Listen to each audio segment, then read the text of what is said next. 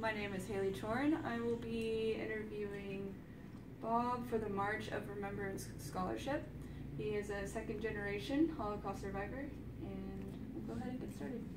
Thank you, Hailey. I appreciate the opportunity to help you along and earn this scholarship. Okay, so first question is, was your family religious? My family were secular Jews back in Poland, where they both grew up. Basically, that meant they observed the holidays. Did they go to synagogue traditionally Friday and Saturday?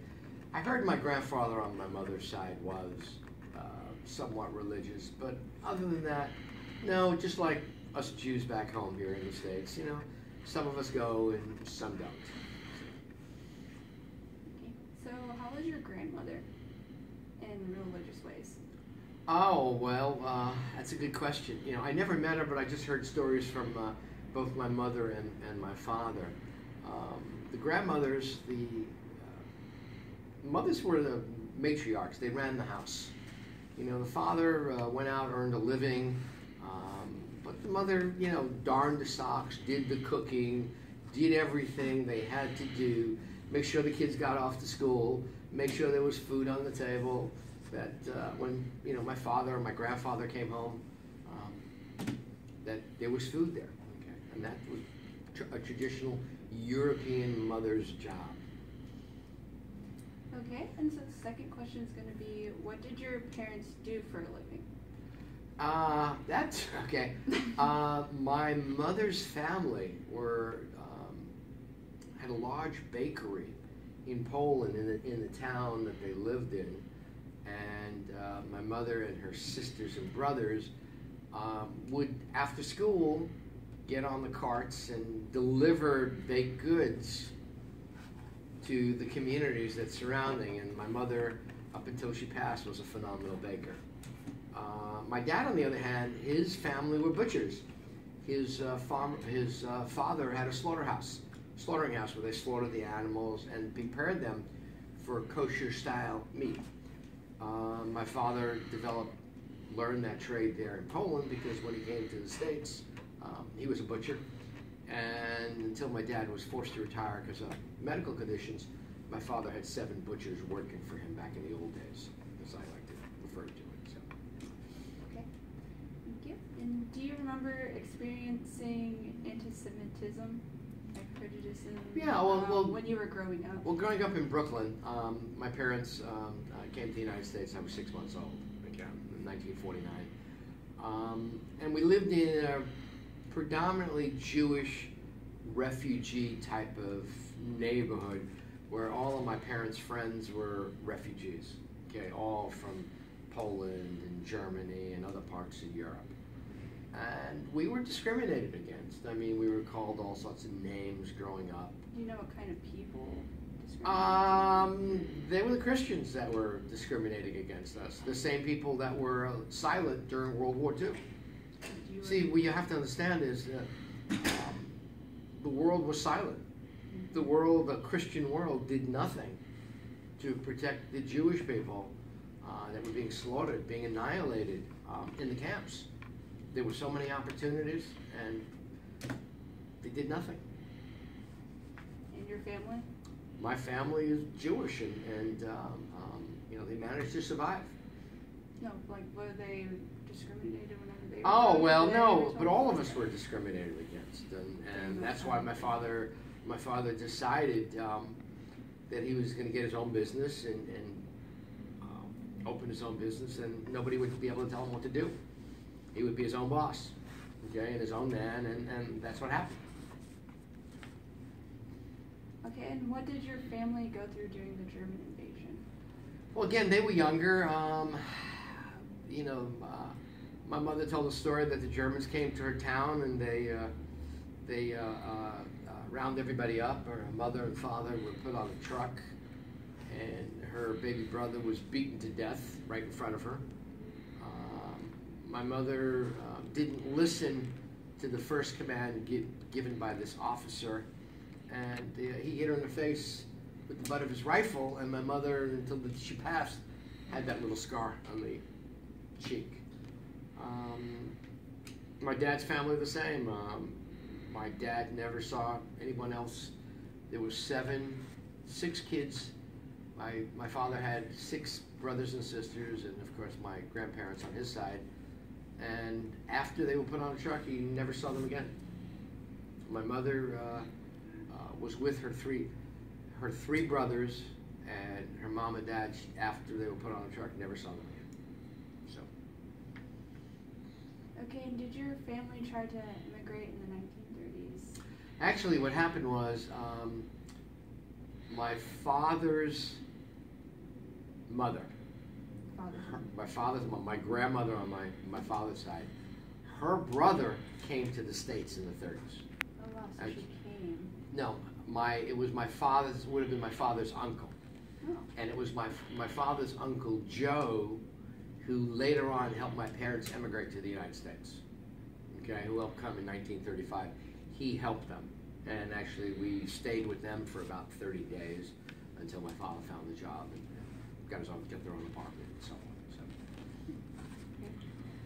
And how was your family in the camps, or did they even have a camp that they went in? Well, that's a good question. Again, this is just from hearing tidbits of parents, because no one spoke about it, Mm-hmm. My mother tells a story that she and her 2 other sisters, when they were in a work camp together, they shared a potato. And what you and I would not look at or call, dishwater soup, they drank as their meal, and a raw potato. My father never spoke about life in the camp. I know it was hard. I just know from other friends and other people and stuff that I heard, from friends, that it was just difficult. Did they maintain hope, or how did they maintain? Well, my mother would joke with me and say, hey, if we made it out of Egypt in Moses' time, we could survive almost anything. So you had faith. So, my mother would joke about it, but they had to have some degree of faith that there was going to be, this war couldn't go on forever. Okay, and something would happen. Okay, and if they lived in the concentration camp, or did they? They were in different camps. They were basically in work camps, but my mother found herself in Bergen-Belsen, never in a death camp. Neither one of my parents were in a death camp where they were tattooed, but they just found themselves in different camps. I mean, my father tells a story that only later on did he tell me the story that when the Germans came and they rounded up the town, they took about 150 men and they put them up to this ravine. And my father, fortunately for him, was about 5 deep. And then the Germans, this truck pulled up and they shot all of the 100 men. And everybody was turning, and the weight of everybody turning pushed my father back into this ravine where all the dead bodies were. Because everybody just rolled on top of another, And my father laid there motionless, actually crying, but motionless, urinated, wet himself, okay, was blood-stained, blood-riddled. And about 5-6 hours later, after sundown, he managed to dig his way out of it and run and hide. And that was the last time he was in Częstochowa, which was the town he grew up in. So he made it there. So he grew up in that town, but he made it out, and he and another gentleman or two, he told me, were lived from that barrage of bullets, and they managed to escape and get out. And what happened then was just, again, one series of horrors after another. And do you know what kind of work they did in the camps? It was slave labor. Slave labor. My father was a mason, worked on bricks, but that's all he would tell me. It was like a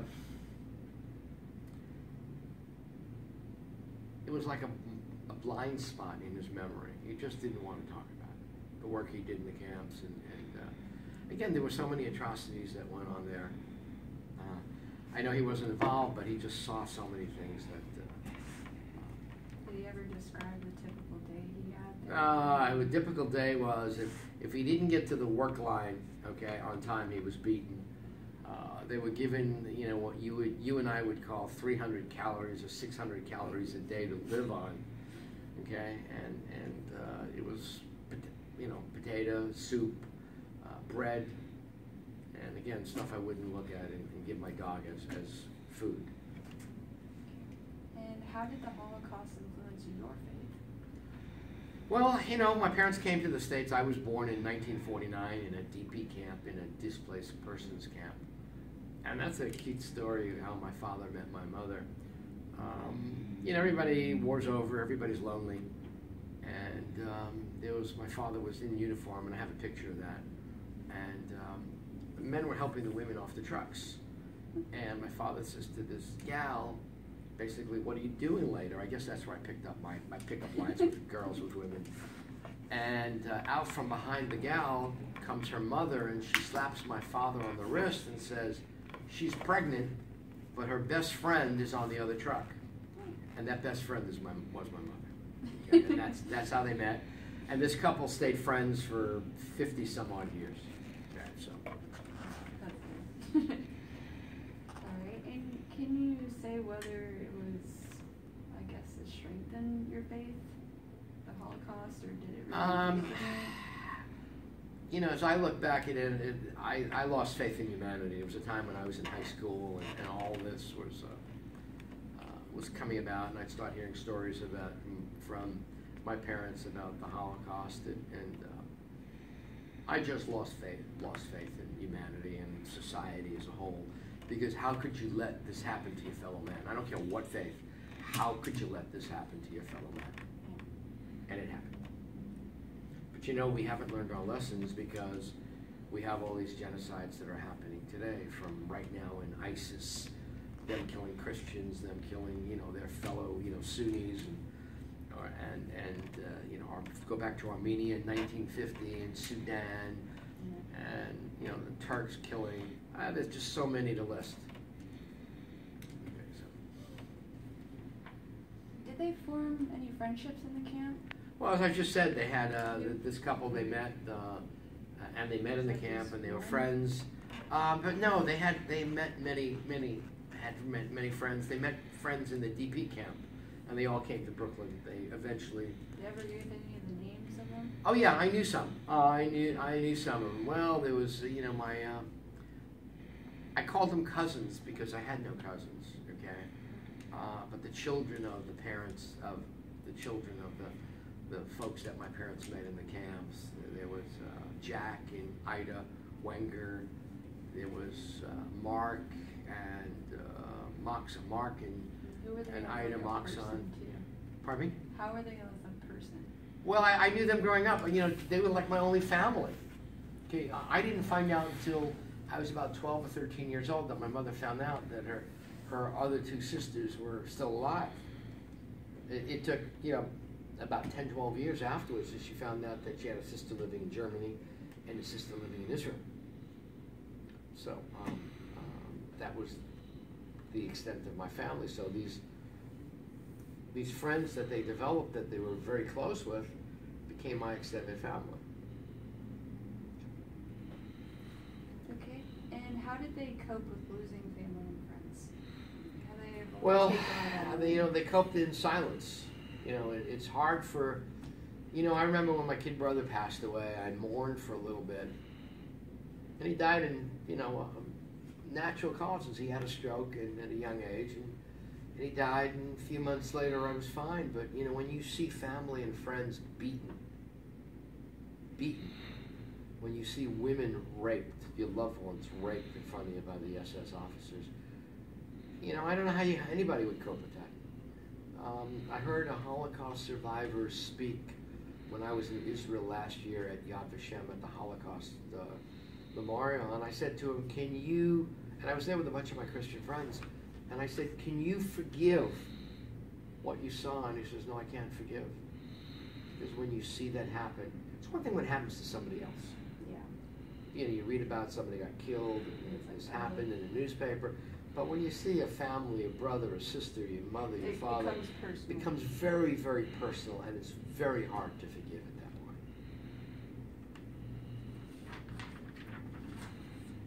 And how did your family start life again after the Holocaust?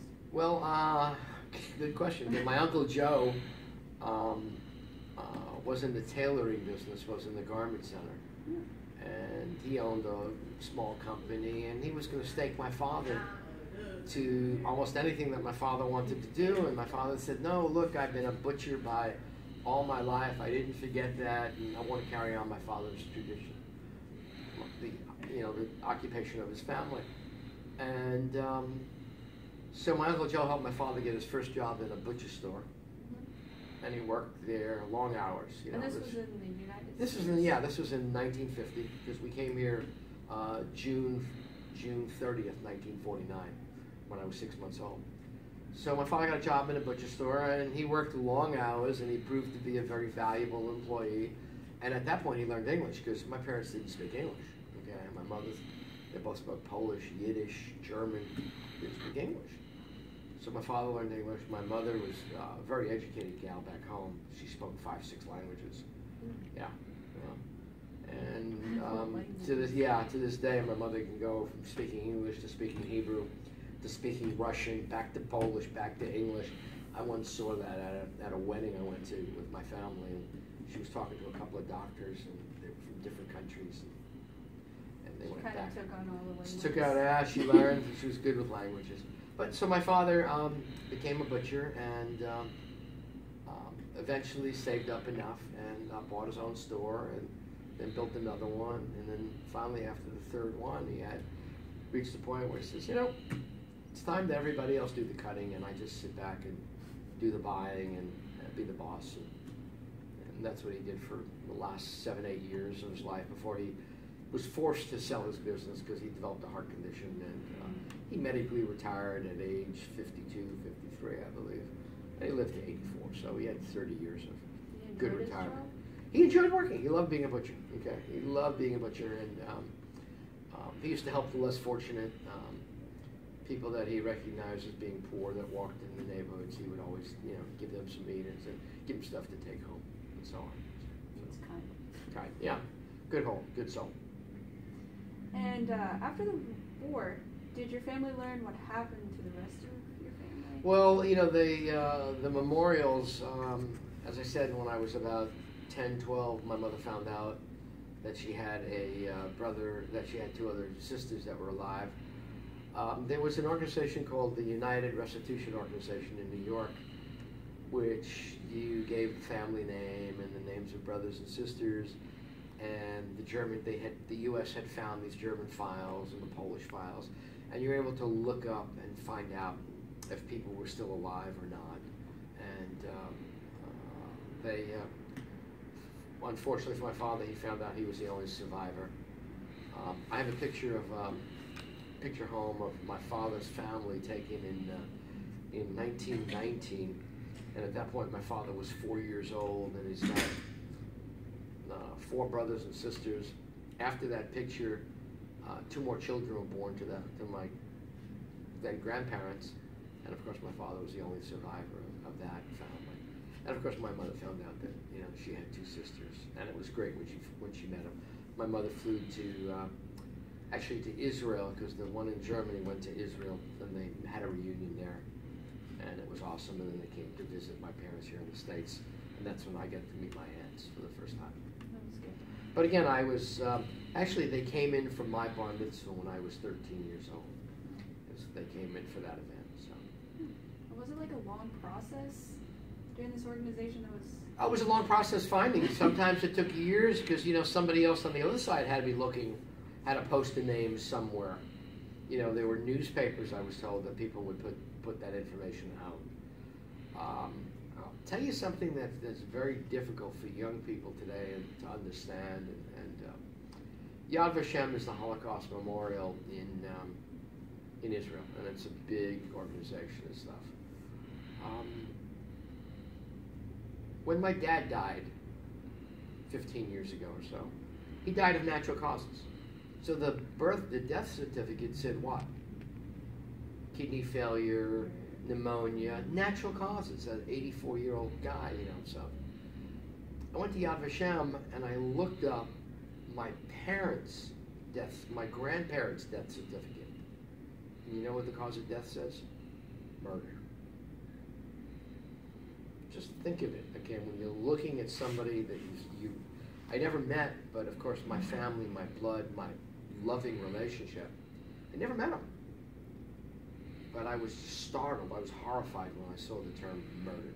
Because you never met them. I never met him, and it's just murder is just cold. Murder. So. What message would you like to leave with the people here?